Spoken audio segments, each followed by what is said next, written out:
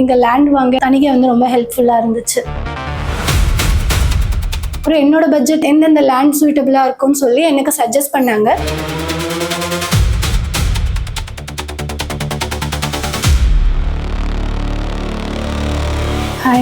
Hi, என் பேர் பாரதி. நான் ரொம்ப நாளாக வந்து இன்வெஸ்ட்மெண்ட் பண்ணணும், எதுலையாவது பண்ணணும்னு நினச்சிட்டே இருந்தேன். ஸோ ஒரு வாட்டி லேண்ட் வாங்கலான்னு நினச்சோம். ஸோ அப்போ நான் தணிகையில் வந்து ஒரு ஸ்கீம் வந்து கொண்டு வந்தாங்க. ஸோ அதில் நான் வந்து இன்வெஸ்ட் பண்ண ஆரம்பித்தேன். ரொம்ப நாளாக நான் மந்த்லி பே பண்ணி ஒரு நல்ல இடம் ஒரு கிடச்சிருக்குன்னு சொன்னாங்க. ஸோ அங்கே போய் பார்த்தோம். ஸோ அமுதா மேம் வந்து எனக்கு ரெக்கமெண்ட் பண்ணாங்க, இந்த இடம் கொஞ்சம் நல்லா இருக்கும் அப்படின்னு சொன்னாங்க. ஸோ நாங்களும் போய் அந்த இடத்த பார்த்தோம்.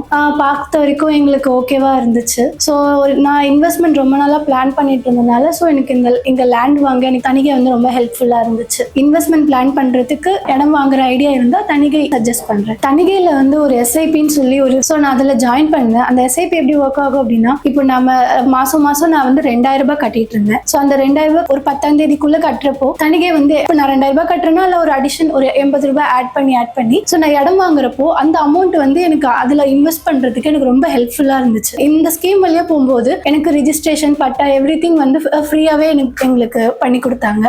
எனக்கு எப்படி தணிகை தெரிஞ்சதுன்னா, அமுதா மேம் அவங்க வந்துட்டு உனக்கு இடம் வாங்குறதுக்கான ஐடியா இல்லைன்னா இங்க வந்து எங்களை ரீச் பண்ணி உங்களுக்கு நிறைய ஐடியாஸ் நிறைய பிளேசஸ் நாங்க உங்களுக்கு சஜஸ்ட் பண்றோம் அப்படின்னு சொல்லியிருந்தாங்க. ஸோ அதனால அமுதா மேம் ரீச் பண்ணேன். அவங்க வந்து என்ன ஆஃபீஸ் கூட்டிட்டு போய் அங்க எம்டி கிட்ட எல்லாம் கம்யூனிகேட் பண்ண வச்சு எனக்கு கொஞ்சம் ஈஸியா இருந்தது. அவங்க வந்து எங்களுக்கு நம்ம பட்ஜெட்டுக்கு எந்த மாதிரியான தேவை இருக்குன்னு அவங்களே எல்லாத்தையும் அனலைஸ் பண்ணி நமக்கான பட்ஜெட்டுக்கான இடத்த அவங்க வந்து சஜஸ்ட் பண்ணுவாங்க. ஸோ அந்த மாதிரி தான் நான் வந்து அமுதா மேம் ரீச் பண்ணி ஆஃபீஸ் போய் எல்லாருக்கிட்டையும் பேசிட்டு பார்த்தேன். பேசினதுக்கு அப்புறம் என்னோட பட்ஜெட் எந்தெந்த லேண்ட் சூட்டபிளா இருக்கும்னு சொல்லி எனக்கு சஜஸ்ட் பண்ணாங்க. ஸோ அந்த மாதிரி தான் எனக்கு அச்சரப்பாக்கம் பக்கத்துல ஒரு லேண்ட் வாங்குற சான்ஸ் கிடைச்சது.